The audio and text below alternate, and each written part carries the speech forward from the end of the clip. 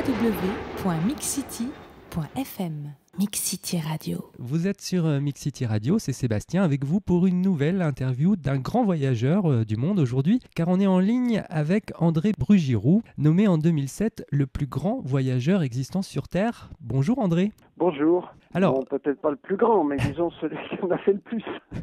C'est vrai que votre parcours est assez impressionnant, hein. Vous avez fait un premier tour du monde en stop long de 18 ans, je crois, avec 135 pays parcourus, c'est bien ça ? C'est ça, oui. En fait, j'ai passé toute ma vie sur la route, pour résumer.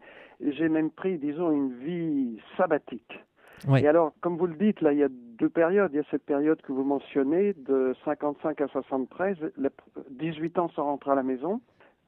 C'est là où j'avais parcouru les 400 000 km en stop, et ça, je le considère comme ma partie universitaire. Et ensuite, je suis rentré forcé par une dysenterie pas soignée.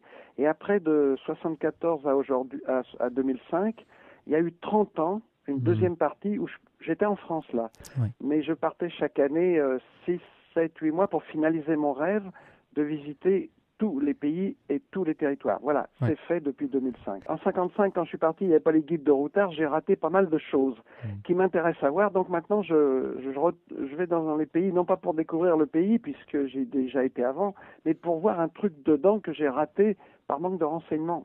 Donc vous avez parcouru comme ça 251 entités, hein, tout ce que l'on peut dénombrer comme État ou pays à l'heure actuelle.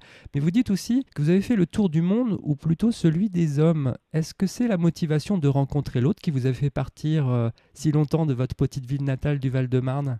Au début, j'avais le rêve. Bon, et c'était pas ordinaire à l'époque. En 55, je ne veux pas jouer à l'homme de Cro-Magnon, mais on partait pas faire du tour du monde. On reconstruisait encore le pays de la guerre. Il n'y avait pas l'Union européenne, on n'avait pas le téléphone à la maison, on n'avait pas la télé, le père du guide du routard n'était pas né, et il n'y avait pas d'avion à rédaction, c'était des avions à hélice, et celui qui prenait l'avion en 55, c'était un riche. Et ce que je veux dire, c'est qu'il n'y avait pas le renseignement et on ne partait pas. Oui. Et donc, moi, j'avais le rêve qui n'était pas banal, en plus que mon père est un paysan auvergnat qui a terminé sa brillante carrière à Villeneuve-Saint-Georges à nettoyer des wagons pour la SNCF. Il n'est jamais sorti de son jardin. Donc, c'est pas lui qui m'a incité non plus au voyage, vous voyez. Donc, c'est quelque chose de personnel. Maintenant, j'ai compris pourquoi, après toutes ces années, mais il y avait le rêve au départ, voilà. Donc, moi, j'ai vite remarqué chez moi, il y avait une insatiable curiosité d'esprit. Et d'ailleurs, qui est toujours là, puisque je continue à aller voir des choses que j'ai ratées. Moi, dès que je vois un truc nouveau, je plane, vous voyez. Et alors, ce que j'ai fait quand on regarde ma carte, effectivement, ça zigzague dans tous les sens, c'est affolant, parce que, oui, vous avez dit 251 entités, oui, il n'y a pas un pays ou un territoire, j'ai pas mis les pieds, c'est vrai. Mais j'aime mieux l'appeler, justement, parce que les tours du monde d'aujourd'hui, c'est plutôt un cercle, un an, et hop, on fait le cercle, la boule. Ouais. Non, moi, j'étais partout, et j'ai voulu, en fait, oui, c'est ça ce que vous disiez, rencontrer les hommes. C'est pour ça que je préfère l'appeler un tour des hommes. Moi, je suis né avant la guerre. Alors, je précise, on ne me voit pas à la radio, mais c'est la deuxième quand même. Hein. Oui, bien sûr. Je suis né avant la guerre, mais je veux dire, mes premiers souvenirs d'enfance, c'est la guerre. Parce qu'à l'époque, on n'avait pas la télé, mais on avait la guerre et la vraie de vraie, avec les Boches, comme on disait, les bombardements, les tickets. Et donc, moi, ce que j'ai voulu faire, c'est pas de l'aventure. Ce qui est compté, c'est pas le kilométrage ni l'aventure, qui sont là aussi, bien sûr. Moi, je cherche pas l'aventure. Mais ce qui m'intéressait, c'est le cœur de l'homme au fin fond de la chose. Et j'ai voulu justement, ce que vous disiez, rencontrer les hommes du monde entier pour connaître les points communs, les différences et les cultures. Et pourquoi ? Eh bien, pour savoir une question essentielle. Est-ce que la paix est possible ? Vous voyez ? Ouais. Et c'est pour ça que j'ai voulu rencontrer les hommes, parce que jusqu'à aujourd'hui, les hommes se sont battus comme des chiffonniers. Et ça continue. Ça a été ma quête, ou mon enquête, je dirais, sous-jacente et inconsciente. Parce qu'à 17 ans, quand je suis parti avec mes 10 francs en poche, j'ai pas dit à papa, bisous, bisous, je reviens dans 18 ans et je vais voir si on peut faire la paix. Non, je savais même pas que j'allais en faire autant, j'ai juste dit je vais aller apprendre l'anglais. Parce que j'avais fait l'école hôtelière par mégarde et j'ai dit ça va me servir. Voilà comment ça a commencé. Madame, monsieur, nous vous rappelons que ce vol est non fumeur et vous informons que l'utilisation... www.mixcity.fm. Mix City Radio. Oui, ça a commencé comme ça. Vous aviez d'ailleurs peu d'argent au départ. Ça peut intéresser les plus jeunes qui désirent voyager aujourd'hui. 10 balles en poche, voilà. Alors, vous avez commencé par travailler, je crois, en Europe, puis au Canada, pour vous faire un petit pécule pour pouvoir partir véritablement. Ce qu'il faut comprendre chez moi, c'est que moi, je n'ai rien planifié. Et tout s'est enchaîné malgré moi. J'aime pas les grands mots, mais enfin, faut le dire. Il y a une espèce de destin qui était tracé. Parce que je vois, j'ai un fan là qui a lu mon premier livre, La Terre n'est qu'un seul pays. Il est venu me voir, il m'a dit, André, j'ai lu ton livre sur le stop, je vais faire comme toi le tour du monde en stop. Bon, en 2 ans. Je lui ai dit, tu n'auras pas assez, il faut plus. Mais lui, comme il y avait quelqu'un, il avait un précédent. Lui, il est parti, il avait programmé un 1er janvier, il est rentré un 1er janvier, il avait tout calculé. Moi, j'ai rien calculé. Et donc, au début, parce que j'avais le rêve, mais je pensais pas que je pouvais le faire, j'avais pas d'argent, pas de renseignements, puis je suis pas très costaud. Et puis, c'était pas la mode. Ouais. Aujourd'hui, ça veut plus rien dire, le tour du monde. Ouais, je veux dire, ça, c'est pour les gens des pays nantis, ça veut rien dire. L'école hôtelière, cette année-là, en 55, a inauguré les premiers échanges avec l'étranger. Il faut aussi dire, je ne veux pas jouer à l'homme de Cro-Magnon à nouveau, mais à l'époque, il n'y avait que 3 écoles hôtelières en France. Il n'y en avait pas une dans chaque ville. Ouais. Et donc, j'ai atterri en Écosse avec cet échange. Ils prenaient les 3 premiers. Je suis parti avec 10 francs en poche parce que mon père m'avait donné un permis, comme il était à la SNCF, donc j'ai été gratuit en Écosse. Ça a commencé comme ça. En Écosse, je me suis aperçu, je travaillais comme serveur dans un hôtel, je me suis aperçu que je pouvais bien apprendre la langue. Alors, je me suis dit, pourquoi pas l'espagnol? Là-dessus, je suis parti en Espagne. Et là, c'était l'époque de Franco. Ensuite, je me suis dit, pourquoi pas l'allemand, pourquoi pas l'espagnol, pourquoi pas l'italien, pardon. Et je me suis ainsi parachuté dans tous ces pays. Et j'ai travaillé à peu près 2 ans dans chaque pays en faisant des petits boulots. Et l'hôtellerie m'a servi parce que j'ai travaillé comme cuisinier, serveur, téléphoniste, homme à tout faire, enfin bon. Après, j'ai voulu aller en Russie, en URSS, pardon. Et là, ils m'ont pas donné de visa. C'est-à-dire qu'au paradis des travailleurs, comme il disait gaiement, ils ne voulaient pas un travailleur de plus. Finalement, après bien des histoires, j'ai atterri au Canada. Je me suis aperçu d'un truc en arrivant, c'est qu'on paye plus en Amérique du Nord qu'en Europe.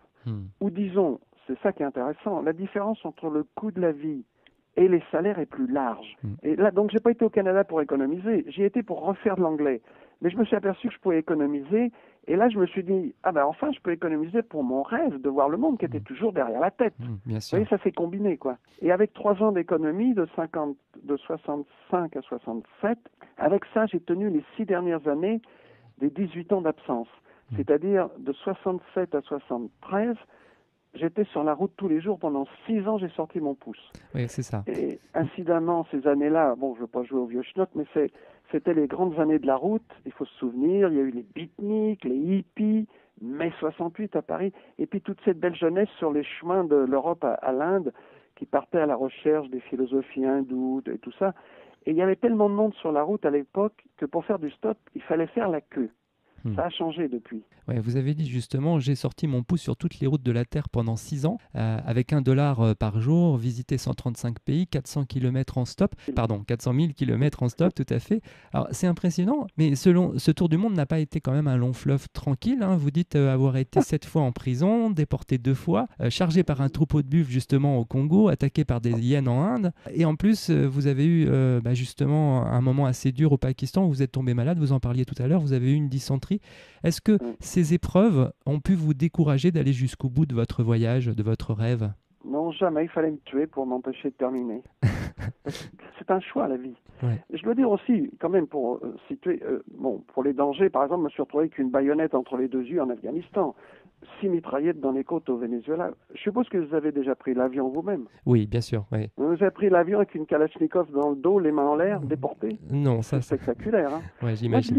lis l'aventure des jeunes qui voyagent, des autres qui voyagent, je lis aussi. Mais j'ai jamais vu un bonhomme qui a ramassé autant de risques que moi. J'étais, par exemple, à Angkor Wat, les fameuses ruines au Cambodge. Bon, c'était interdit d'y aller. Il faut dire qu'il y avait les Khmers rouges dedans aussi. Bon, et je suis resté 8 jours tout seul dans les ruines. Je suis parti le 7 juin 70. Regardez les journaux, le 8, les Khmers rouges ont pris les ruines complètement, 120 morts. Je suis parti la veille. Ouais. Et même le stop, je dois dire, pour bien situer mon histoire, quand j'étais au Canada, j'ai économisé, et quand j'ai commencé le stop, les stoppeurs de l'époque, c'était des 17-25 ans, en gros. Moi, j'ai commencé à l'âge de 30 ans. J'avais déjà 13 ans, 12 ans à l'extérieur de France, mais j'avais quand même peur d'y aller tout seul. Finalement, à force de chercher, j'ai trouvé 2 Canadiens qui partaient dans un taxi londonien vers l'Amérique du Sud. Et comme moi, j'avais fait un parcours d'Amérique du Sud sur le papier, ils ont suivi mon parcours. Mais ce que je veux dire, c'est quand on est arrivé à Panama, à la frontière, Bon, on devait gagner la ville de Panama. Et là, on est tombé sur un Américain qui avait l'air d'un gros baroudeur, une barbe, un chapeau, tout, mais des gros biscottos. Moi, j'ai l'air d'une ablette. On ne prend jamais pour un autostoppeur ou un voyageur ou un baroudeur. Quand on voit, on prend pour le libraire. Mais pas lui, hein. On voyait bien ce qu'il faisait. Alors, il nous a demandé si on pouvait l'emmener en stop avec notre taxi jusqu'à la ville de Panama. Moi, j'ai discuté avec lui, puis il m'étonnait, ce type-là. Je lui ai dit, mais tu viens d'où? Alors, il me dit, j'arrive du Texas. J'ai dit, ah bon? Mais comment tu as fait pour venir jusqu'ici? Il me dit, mais moi, je suis venu en stop. J'ai dit, quoi? On peut venir du Texas jusqu'à Panama en stop? Et il me dit, oui. J'ai dit, mais où tu dormais? Où tu dors? Il dit, n'importe où.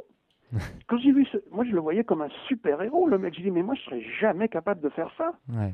Si on m'avait dit qu'après, j'allais en faire 100 fois plus, j'aurais pas cru. Ouais. Et vous dites quand même que vous avez eu peur à certains moments. Je pense que ça, c'est important pour les plus jeunes qui veulent partir, mais qui ont peur parfois. Oui. Celui qui me dit que... Moi, il y a plein de jeunes qui viennent me voir chez moi. Celui qui me dit j'ai pas peur en partant comme ça, je crois pas. Ouais. C'est normal d'avoir une crainte quand on part. Alors, la question, c'est de se poser, est-ce que je pars seul ou avec quelqu'un? Ouais. Moi, j'ai rarement vu des gens partir seuls. En général, on part avec quelqu'un. Ce qui arrive souvent, c'est qu'on se dispute, on se sépare, et après on se retrouve seul, et on s'aperçoit que ça marche bien mieux seul. Et le gars qui voyage et qui est devenu seul, il veut plus personne avec lui après. Mais bon, moi j'ai une façon de dire qui est un peu amusante, mais je dis que pour voyager, en fait, oui, il faut être seul. Pas par goût de solitude. Moi, j'étais seul, c'est pour être disponible pour rencontrer les gens du pays. Ouais. Parce que seul, on reste pas des jours sans parler. Ouais, bien sûr. Et puis en plus, étant seul dans un pays étranger, les gens approchent très facilement. www.mixcity.fm Mixcity Radio. Vous avez vécu donc à l'époque chez les hippies à San Francisco, dans les écoles de yoga en Inde, et même chez les coupeurs de tête à Bornéo, chez les trafiquants de pierres précieuses au Sri Lanka. Est-ce que justement le fait de vivre autant d'expériences aussi riches pendant si longtemps, ça ne vous a pas, il n'y avait pas un risque de perdre son identité tout simplement en tant qu'être humain? Ah non, moi je suis français et j'aime le fromage et c'est ici que ça se passe. Ce qui a bouleversé le monde aujourd'hui, c'est qu'il n'y a plus de distance. Hein? Et pour la première fois, la grande famille humaine se trouve reliée, réunie, interdépendante. On est dans le même bateau. C'est fini le Moyen-Âge où on était chacun dans son coin, on se baladait à dos d'âne. C'est fini. Seulement, le défi finalement qui est lancé aux hommes, c'est unité dans la diversité pour s'en sortir. C'est le slogan qu'a pris l'Europe d'ailleurs, à juste titre. Mais aujourd'hui, ce qu'on fait, c'est pas d'établir l'unité dans la diversité, c'est-à-dire qu'il faut garder les diversités des cultures. Mais également, comme on est dans le même bateau, il faut également les coordonner. Voilà l'astuce. C'est comme dans un orchestre, il y a différents instruments de musique, mais c'est pas parce que la flûte est dans l'orchestre ou le violon est dans l'orchestre qu'ils doivent abandonner leur son de flûte et leur son de violon. Il faut qu'ils les gardent, mais il faut également coordonner l'ensemble. Donc aujourd'hui, il y a une confusion dans les têtes. Il s'agit, moi, je suis citoyen du monde, mais bien sûr, je suis né sur la boule comme tout le monde. On l'est tous. Mais ça ne veut pas dire que je dois être une bouillie anonyme qui a plus rien à dire, ou qui bouffe des hamburgers et boit du coca, comme je vois faire partout. Non, chacun, la richesse du monde, il y a deux choses au niveau humain. Il n'y a qu'une espèce humaine. Bon, il y en a, ça les défrise quand on dit ça, mais il n'y en a qu'une à mes yeux. Et tous les hommes ont un cœur et des sentiments, c'est ce que j'ai vu. Il y a des gens merveilleux partout. Bon, on vit tous les êtres humains, entre deux pôles opposés communs, la joie et la peine. On est tous au milieu. Il n'y a pas de différence au fond du cœur des gens. Et moi, je dis, les jeunes qui écoutent, là, je pense que lorsqu'on a l'habilité d'aller au fond du cœur des gens, on est partout chez soi. D'accord ? Ouais. Tous ceux qui voyagent font cette expérience-là. Par exemple, quand on est en France, des fois on tombe sur des gens, on dit on se comprend sans se parler. Oui. Mais ce phénomène-là existe dans le monde entier. Bien sûr, la différence vient des caractères différents. La grosse différence vient d'autre part. Ça vient des cultures. Et qu'est-ce que c'est qu'une culture? À mes yeux, à moi, mais il ne faut pas m'écouter, j'ai bac-4. La culture, c'est un point de vue d'un groupe, d'une collectivité ou d'une nation sur le monde. C'est une façon de voir le monde qui est donnée par le passé historique et le lieu géographique. On est d'accord qu'on ne vit pas pareil au Tibet à 5000 mètres d'altitude qu'à l'île Maurice. Bien sûr. Et il y a le passé historique qui aussi joue. Donc on a des points de vue différents et donc une façon d'agir différente. Mais ça, c'est la richesse du monde. Gardons ces différentes cultures. Moi, je suis français et je n'ai pas perdu du tout mon identité. Je suis français et ce que j'apporte, en fait, c'est ma pierre française à la mosaïque. Vous voyez ? Si on veut aimer le monde, il faut déjà aimer son pays. Il y a des logiques. Si on déteste son pays, je vois pas comment on va aimer le monde. Il faut aimer son pays, mais le truc nouveau, c'est qu'il ne faut pas que sa loyauté envers la population s'arrête à sa frontière. Il faut que sa loyauté, son amour aille vers le monde entier. Vous avez un optimisme fort justement pour une paix possible. Vous avez dit aussi, j'ai vu de mes propres yeux le monde malade et dangereux que l'on connaît. Malgré tout, je reste confiant et je reviens persuadé que la paix est non seulement possible, mais elle est inéluctable. Oui, c'est un peu mon message, c'est ça. Ouais. Oui, ça paraît gros à dire, je me fais traiter d'utopiste, j'en donne toutes les couleurs.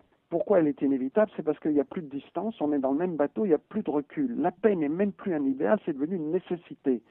Il n'y a qu'à regarder ce qui se passe. Les dernières guerres, ça casse tout parce qu'on a des moyens fabuleux de destruction, mais ça ne solutionne plus. Avant, on gagnait une guerre, on avait des esclaves, des femmes, des mines, du terrain. Ça a eu payé, comme disait Fernand Reynaud. Aujourd'hui, ça ne paye plus, ça casse tout. Est-ce que le Poutine a résolu son truc en Tchétchénie? Pas du tout. Les Américains, là, le Rambo avec son chewing-gum, il se fait virer comme un malpropre de partout où il va maintenant, que ce soit le Vietnam, la Somalie, l'Afghanistan. Partout où ils foutent les pieds, ils ressortent comme des vaincus. La paix se fera dans un premier stade forcé par les événements. On va être coincé par les événements. Alors lesquels, je ne sais pas. Je n'exclus pas une troisième guerre mondiale. L'humanité, ou ce qui va en rester, va continuer sa lente progression. L'humanité n'est pas statique, on est en constante croissance. Et il viendra un futur lointain où on aura la plus grande paix, la vraie paix, c'est-à-dire une paix qui partira du cœur de chaque individu. Et quand je parle de paix, je veux dire, fini les coups de canon. Je ne parle pas d'une trêve entre deux guerres. Il y a deux façons de voir la paix. Parce qu'en France, il y a deux catégories de gens. Il y a ceux qui croient et ceux qui ne croient pas. Et puis, il y a, comme dit Prévert, ceux qui croient. Bon, dans on peut prendre sous un angle, on peut regarder l'humanité en constante croissance comme l'individu, c'est-à-dire qu'on n'est pas arrivé sur cette terre à l'état adulte. On est passé par la période comme le bébé, la période fœtale, une période où l'humanité était inconsciente d'être l'humanité. Aujourd'hui, je pense qu'on quitte la période adolescente pour rentrer au seuil de la maturité. C'est-à-dire que ça n'a pas éliminé les problèmes, mais on va finir par les traiter en adultes. Et Einstein, il disait que les guerres, c'était la rougeole de l'humanité. Moi, je pense que c'est peut-être des crises pubertaires, alors pas très ragoûtantes, il faut le dire, mais nécessaires au processus. Et il y a un temps pour chaque chose.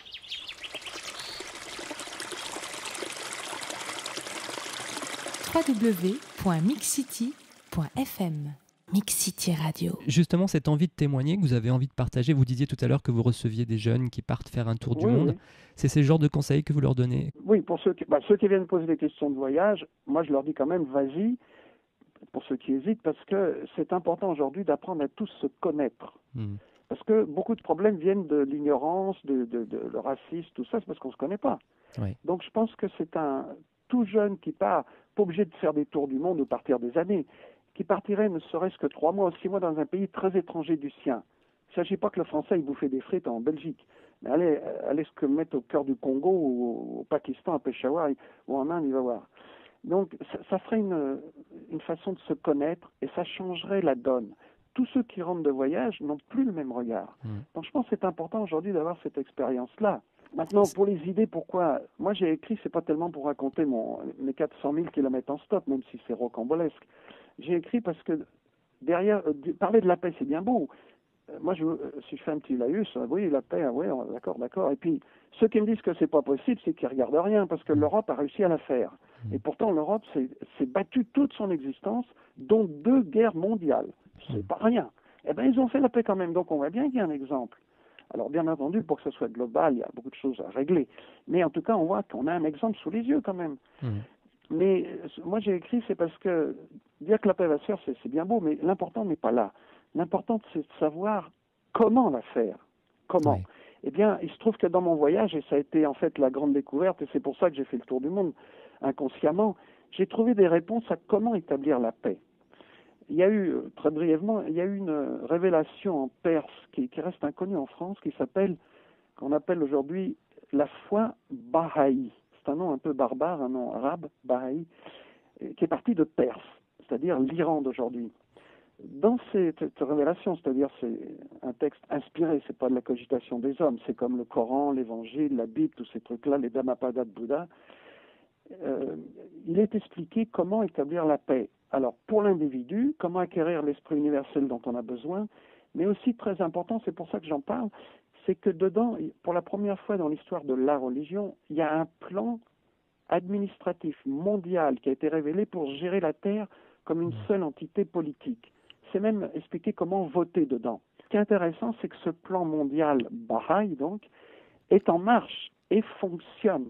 Et là, juste, vous m'appelez aujourd'hui, hier, par exemple, ils viennent d'élire leur instance mondiale, parce que avec ce plan-là, le pouvoir personnel a disparu. Tout le clergé a disparu aussi. Chacun doit penser par sa tête. Et pour éliminer le pouvoir personnel, ils disent que le monde doit être gouverné au niveau de la ville, de la nation, du monde, non pas par un pauvre bonhomme qui attrape des cheveux gris en 3 mois, mais par une collégialité de 9 membres, élus évidemment démocratiquement. Et là, ils viennent d'élire leur instance mondiale. Donc ça marche. Moi, je l'ai vu dans le monde entier. Ces Bahaïs se trouvent dans le monde entier, mais on n'en parle pas en France. Et ce qui est drôle, c'est que c'est les Français qui ont fait connaître d'abord ce mouvement au XIXe siècle. Donc, alors, il y a un espoir, maintenant à chacun de juger si cette solution-là est valable ou pas. Moi, ce n'est pas à moi de le dire. Mais je dis, il y en a une. Je vais terminer cette interview par 2 citations qui, j'ai trouvé, vous caractérisent bien, mais vous allez me dire ce que vous en pensez. La première, elle est de vous. C'est votre. J'ai l'impression que c'est une phrase quand même forte chez vous. La Terre n'est qu'un seul pays. C'est votre premier livre, c'est votre première expérience de voyage, mais est-ce que ça vous caractérise encore aujourd'hui, la Terre n'est qu'un seul pays? Tout à fait, oui. C'est la conclusion de mes premières 18 années, qui ont été la partie universitaire. Je voudrais donner la phrase totale. La Terre n'est qu'un seul pays et tous les hommes en sont les citoyens. Voilà ce dont il faut prendre conscience aujourd'hui. Et je voudrais ajouter que cette idée-là, c'est l'idée pivot des écrits Baha'i de cette révélation. Tout tourne autour de ça. La Terre n'est qu'un seul pays. Oui, c'est ce qui m'anime. Et donc, il va falloir se mettre au diapason. Que les nations s'aiment ou pas, qu'elles veuillent ou pas, il faut qu'elles se mettent au diapason. Et là, aujourd'hui, on en a une période d'adaptation, de rattrapage. Et la deuxième citation, qui, elle, est une citation que je cite souvent aux voyageurs, parce que je retrouve beaucoup de points communs à travers toutes ces interviews de voyageurs, c'est un proverbe tibétain qui dit « Le voyage est un retour vers l'essentiel », alors que pour vous, André, vos voyages, vos tours du monde ont été un retour vers l'essentiel. Oui, je pense. Oui, le voyage, moi, je dis c'est qu'un plus grand tour de soi-même. En fait, le fait de voyager, on se trouve dans des lieux, comme on dit étrangers, là, mais on n'a plus ces repères. Donc, on est obligé de comparer, de se situer et tout. Ça nous remet en question. Ça dépend comment on voyage aussi, parce qu'il ne faut pas appeler voyage le voyage organisé à 5 hommes dans les hôtels de luxe. C'est très bien pour ceux qui veulent faire ça, mais ça pour moi, c'est des vacances. C'est pas du voyage. Le voyage, il faut être à pied et au milieu des gens et prendre son temps de les connaître. Mais on a le droit de faire des vacances aussi. Si on veut faire de la plongée, c'est bien le Club Med, il y a tous les appareils. C'est pas du voyage, ça. Alors, même si vous ne planifiez pas votre avenir, est-ce que vous avez des nouveaux projets de voyage, des nouveaux projets de livres pour 2013 ? Oui. C'est-à-dire que depuis 2005, quand j'ai terminé tous les pays du monde et tous les territoires, depuis, j'ai pas arrêté de voyager parce que pour donner un exemple, l'année dernière, je suis retourné à Bali parce que j'avais raté les fameux dragons du Komodo à côté. Mais quand je suis passé à Bali à l'époque du stop, je ne savais pas qu'il y avait ces dragons. Maintenant, tout le monde le sait, donc je suis retourné pour ça. Et cette année, là, au mois de août-septembre, pardon, il y a un autre truc que j'ai raté, c'est en Californie, et qui est bien approprié à mon âge canonique, parce que j'ai quand même 75 ans, c'est la vallée de la mort. Là, ça tombe pile, je vais aller la voir parce que moi, ça me chiffonne de ne pas la connaître. Tout le monde sait qu'elle existe aujourd'hui. Donc, je vais là et puis j'en profiterai pour voir la Basse-Californie au Mexique que je ne connais pas. Mais moi, je pourrais remplir encore un cahier de ce que j'ai envie de voir. Mais 75 ans, j'ai des doutes que je peux voir tout ce que j'ai envie de voir. Mais enfin, il y a toujours le plaisir. Autre chose, je continue toujours dans mon style. Je vais toujours pas à l'hôtel parce que c'est ma spécialité, il faut quand même le dire. J'ai visité tout le pays du monde, jamais les pieds à l'hôtel. Il faut dire que l'école hôtelière, ça vaccine. Mais aujourd'hui, je compte toujours par terre, mais je me suis quand même aperçu d'un truc, c'est que dernièrement, je me relève moins vite. Je ne sais pas pourquoi. Vous allez faire rêver, je pense, beaucoup de voyageurs plus jeunes qui aujourd'hui ont décidé aussi de faire du voyage une grosse place dans leur vie. Ce que je peux leur conseiller, c'est bien sûr d'aller voir votre site internet andré.brugiroux.free.fr. Vous avez écrit 7 livres, il y a des vidéos sur vous, des témoignages de voyageurs. Donc rien n'est impossible. Je voudrais dire une dernière chose, peut-être, puisque c'est l'heure de nous quitter, là, je crois. Oui. C'est qu'il faut comprendre aussi, c'est que le voyage dépend du voyageur. C'est Donc, important à comprendre ça, je crois. ouais, c'est une histoire personnelle, c'est ce que vous voulez dire par là. Oui, oui. Ouais, oui, tout à fait. La beauté, c'est dans les yeux du voyageur. Ouais. Et c'est ce qui fait un peu la richesse de toutes nos interviews. Chaque personne a sa manière de raconter le voyage et ça fait de très belles histoires. En tout cas, André, merci beaucoup pour ce témoignage. Bon voyage à tous ceux qui veulent partir. Voilà. Merci beaucoup, André, et à très bientôt. Au revoir, Sébastien. Et je vous rappelle que vous pouvez retrouver l'interview d'André et celle des autres voyageurs du monde en vous connectant sur www.mixcity.fm.